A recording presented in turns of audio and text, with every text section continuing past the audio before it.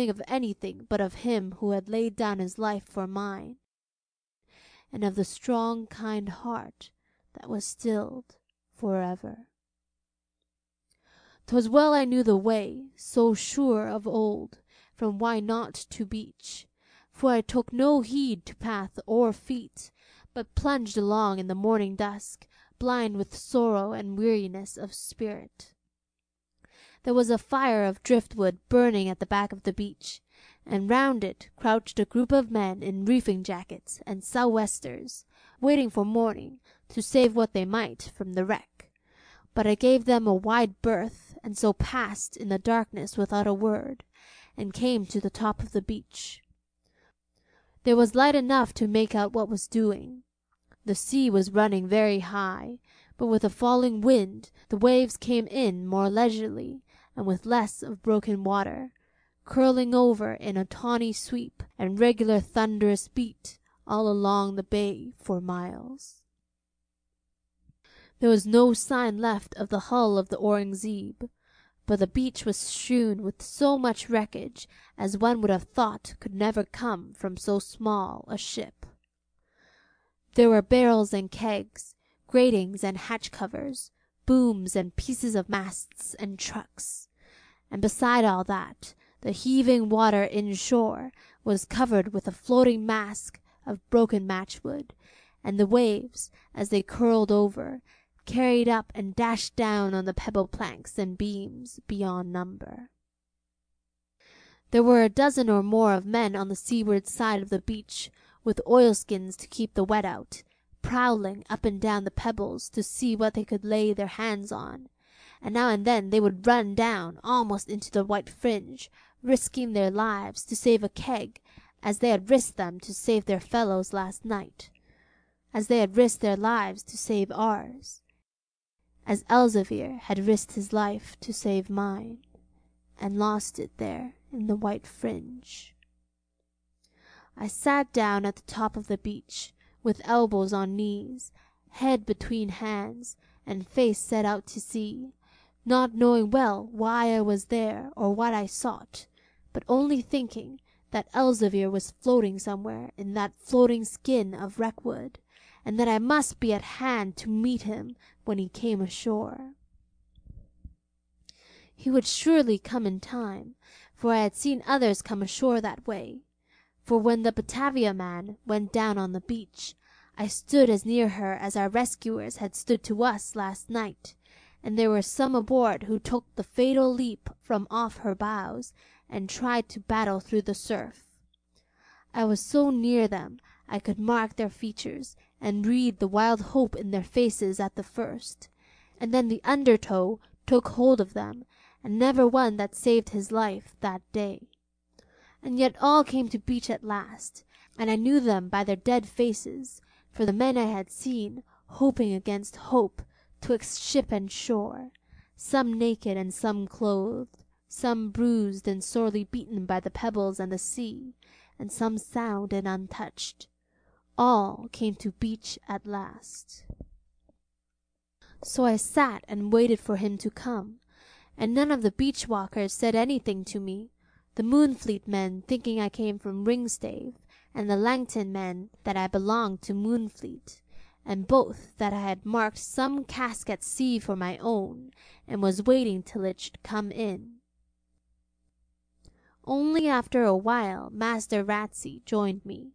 and sitting down by me, begged me to eat bread and meat that he had brought.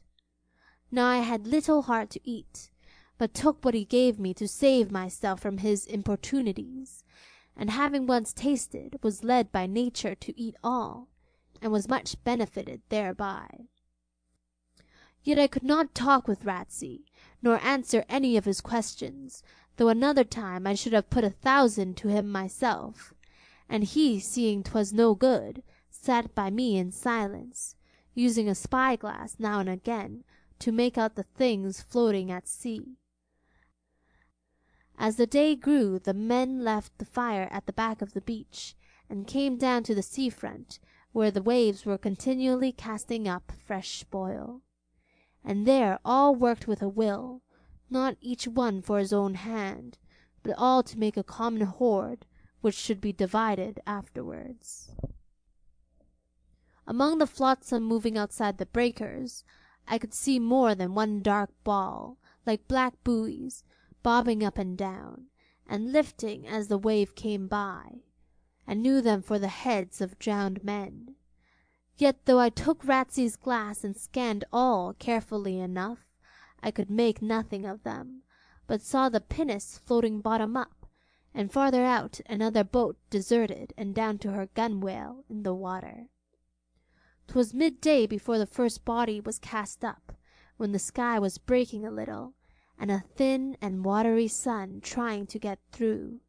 and afterwards 3 other bodies followed.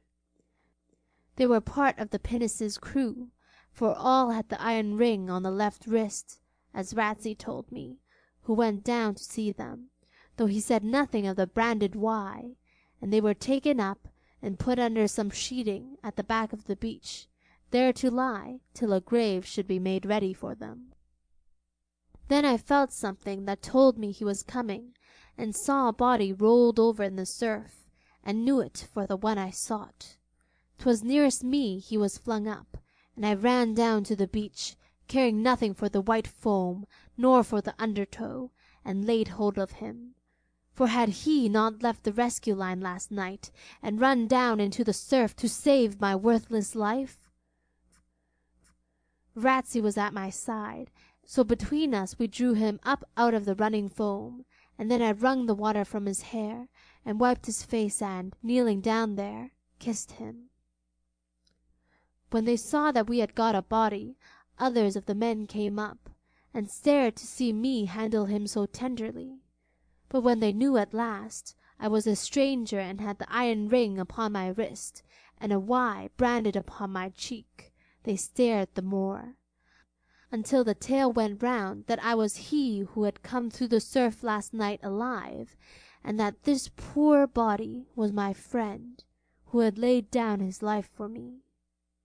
Then I saw Ratsey speak with one and another of the group, and knew that he was telling them our names, and some that I had known came up and shook me by the hand, not saying anything because they saw my heart was full, and some bent down and looked in Elsevier's face, and touched his hands as if to greet him. Sea and stones had been merciful with him, and he showed neither bruise nor wound, but his face wore a look of great peace, and his eyes and mouth were shut. Even I, who knew where 'twas, could scarcely see the Y mark on his cheek, for the paleness of death had taken out the colour of the scar, and left his face as smooth and mellow white as the alabaster figures in Moonfleet church. His body was naked from the waist up, and he had stripped for jumping from the brig, and we could see the great broad chest and swelling muscles that had pulled him out of many a desperate pass, and only failed him, for the first and last time, so few hours ago. They stood for a little while, looking in silence at the old lander who had run his last cargo on Moonfleet beach, and then they laid his arms down by his side, and slung him in a sail, and carried him away. I walked beside, and as we came down across the sea meadows, the sun broke out and we met little groups of school children making their way down to the beach to see what was doing with the wreck. They stood aside to let us go by, the boys pulling their caps and the girls dropping a curtsy when they knew that it was a poor drowned body passing. And as I saw the children, I thought I saw myself among them, and I was no more a man, but just come out from Mr. Glennie's teaching in the old almshouse hall. Thus we came to the Why Not, and there set him down. The inn had not been let, as I learned afterwards, since Maskew died, and they had put a fire in it last night for the first time, knowing that the brig would be wrecked, and thinking that some might come off with their lives, and require tending.